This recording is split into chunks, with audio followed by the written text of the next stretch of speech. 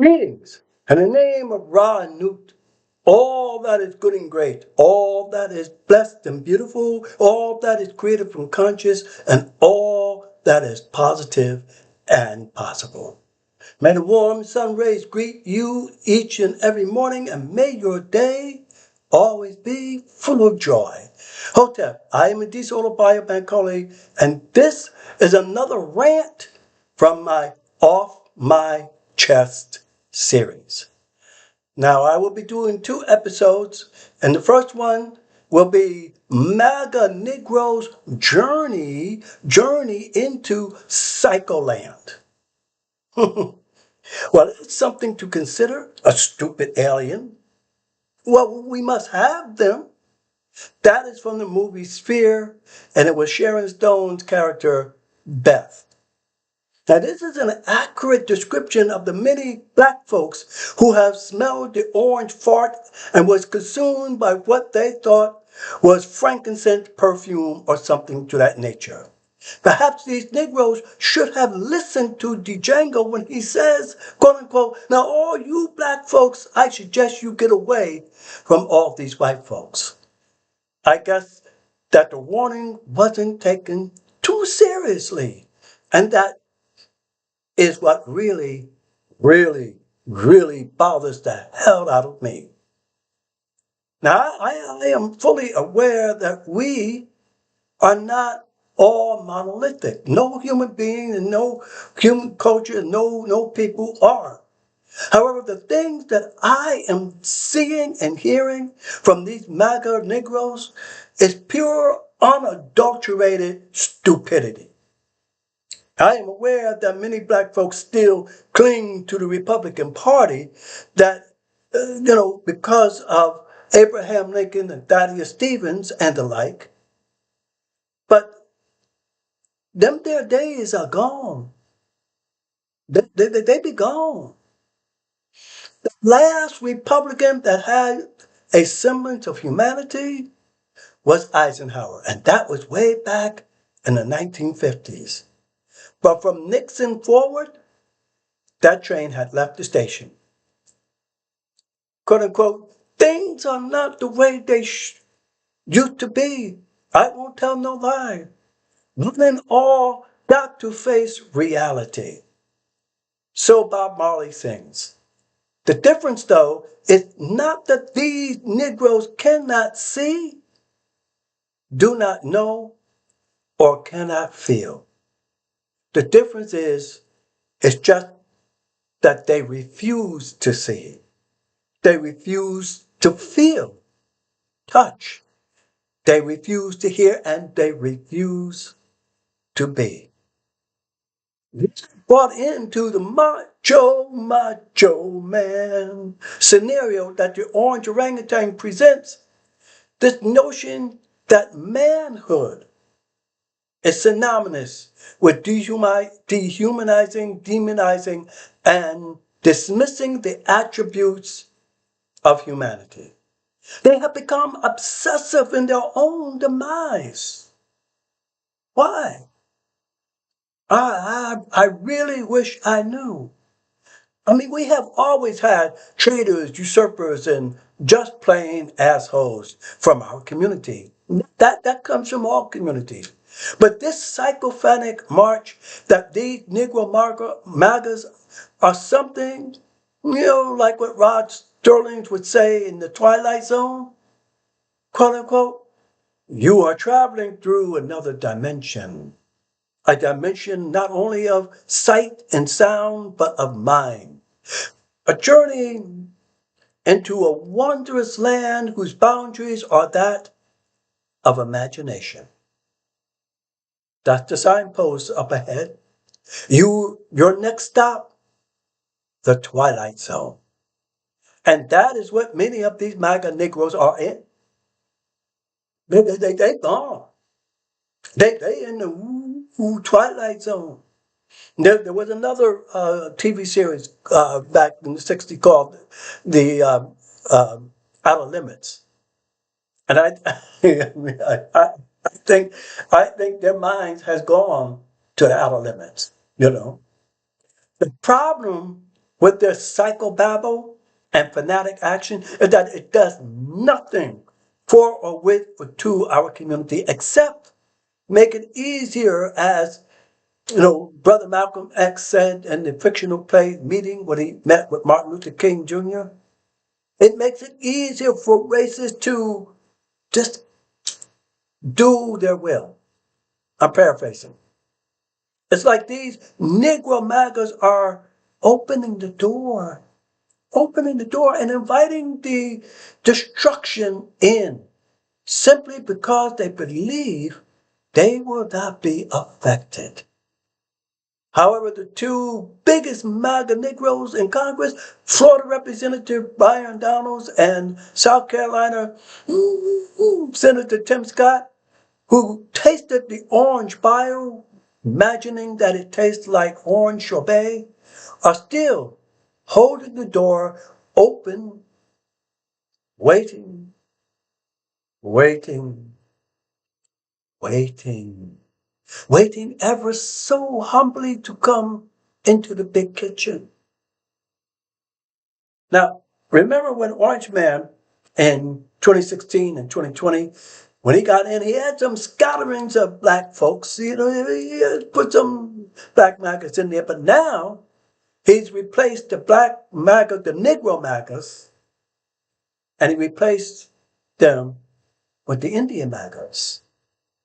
Yeah, that's a very good recipe for divide and conquer. Yet we are now seeing many of the MAGAs people, or the Negro MAGA people, like Candace Owens, who is sounding, she sounded pretty intelligent with her Israel rant.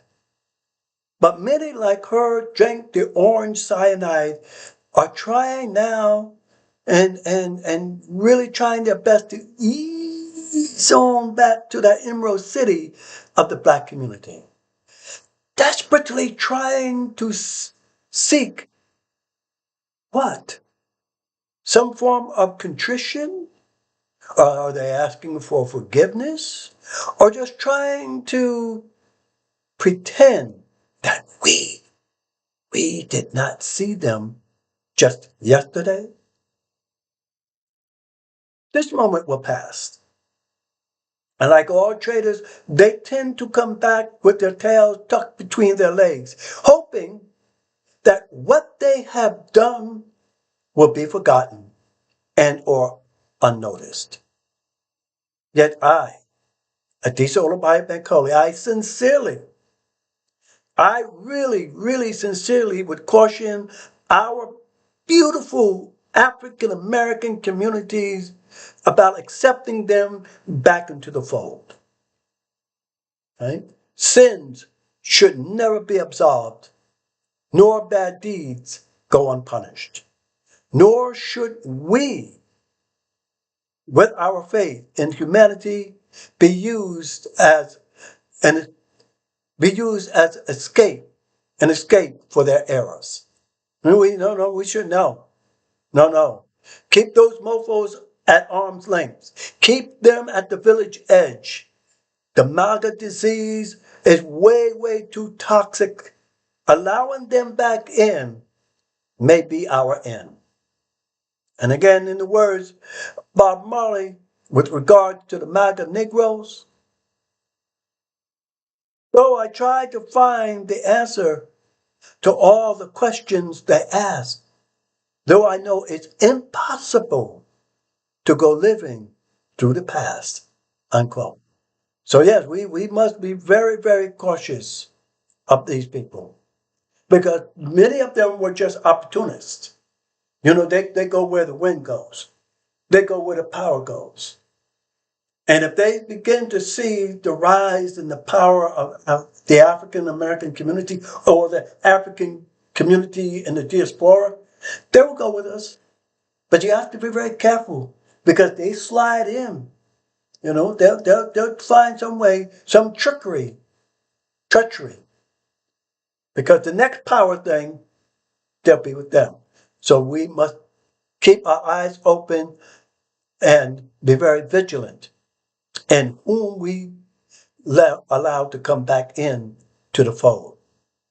Now the next one is called MAGA Grew, the cruelty of whiteness.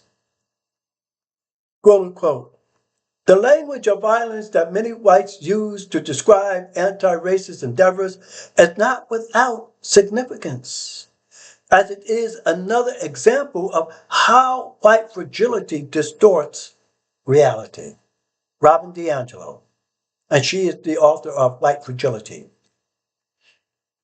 Somehow or another, the MAGA have put a whole new meaning on grooving to whiteness. They have elevated this newfound idea into something unrecognizable. Indeed, they have taken this to a new level of cruelty. Whites, in and of themselves, have never clamored to the idea of empathy, humility, or to any form of decency with regards to blacks and other peoples of color, particularly immigrants. Now here I'm not referring to individual whites, but to the collective consciousness of whites in general with their institutions deeply embedded into the version of the American dream, or their American dream.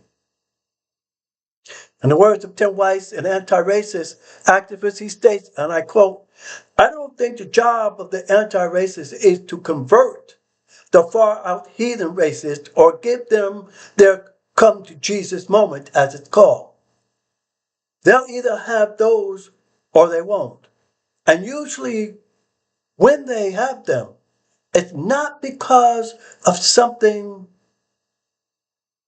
we say, something someone says per se. It's because of some life crisis that makes them rethink." Now, I bring this thought in because at one time, many in the Republican Party had some semblance of humanness, but only, again, when it affected them. I'm going to deposit this example. Ohio Republican Senator Rob Portman comes out in favor of gay marriage after son comes out as gay. So, you know, his son came out and guess who's coming to dinner? You know. So, you know, Rob Portman was like, oh my goodness, what be happening to me? So, you know, he couldn't, you know, continue slamming when his own son is gay. And others, to be for sure, on Facebook, someone showed the many things that former First Lady Nancy Reagan was against. But when these came close to home, there was a turnabout. And what I mean by that is she was against, I think, stem cell research. But when her honey started getting Alzheimer's, she had a turnabout. Now, I raise this because unlike yesteryear Republicans, this MAGA groove has a whole new vibe to it. One that obscures truth, denies facts, suspends reality, and upholds dogma along with idiocy. This MAGA groove goes well beyond the cruelty of whiteness. It actually celebrates it. It's the ultimate wading in the waters of absurdity. Celebrating how they took millions of people's health care away from them, but yet trying desperately to sell us a bag of excrement, hoping we can't see or smell what the hell is in the bag. Even when it feels like they will be hurt by the actions of their grooving to cruelty or cruelty, they still follow the Jim Jones of the White House. And those who followed Mr. Jones back then, they didn't end too well. Yet, this is what we have now. Millions of drunk lunatics following a hot air balloon being high on his own gas, along with his imps that have fallen in disgrace, if they ever had any grace. Can I say, Lisa McCluskey? We ain't saying nothing. Nothing. Yet this greatly disturbs me. It really, really bothers me. And I need to get it off my chest. Because we are seeing even a semblance of humanity take a nosedive so rapidly. Their fear of the boogeyman or the boogie woman who they saw in Barack Obama and Kamala Harris has become an anvil around their collective necks. The problem? We are caught up in their deranged syndrome, almost to the point of apathy. This is not a time. This is not a tune we should all be dancing to. Like the disco demolition that took place in Chicago in the late 70s, we who value humanity, appeal to our better angels, and demonstrate our capacity for empathy, we must have our demolition a complete and total demolishing of the MAGA groove and forever drive out the cruelty of whiteness. And then do what Michael Jackson sings when we have regained our humanness. Let's dance, let's shout, shake your body down to the ground, let's dance, let's shout, shake your body down to the ground, let's dance, let's shout. Yeah, okay, I know I'm singing off a tune, but y'all got to drift. Yeah, this is what we need to do so that we can reclaim humanity, so that we can live in humanity, so that we can be free to explore our potential and possibilities and make our world perhaps not a utopia, but worthwhile living in. Now again, this is a decent Olivier Bancoli saying, may we all strive to bend the arc of humanity to justice and believe that peace and love can and will be achieved. Now hit that like button, share, subscribe, but most important, leave a comment. Again, this is DC Olabayi Bankole saying, Madasi P.